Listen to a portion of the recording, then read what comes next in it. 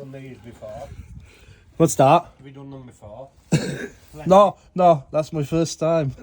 No, you're joking. No, I'm not joking, come on. I'm doing these on the daily. Really? Oh, well, that's good. Not a specialist though. So we've got a leak on passenger side seal. Possibly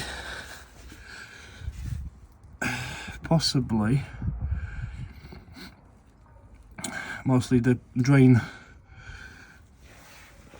as well, but it's on driver's side as well, so both seals need doing. And what I would check as well, difficult to see,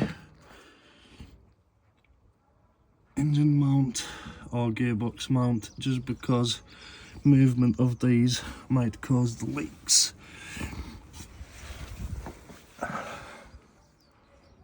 Yeah, it's both sides. It's both sides.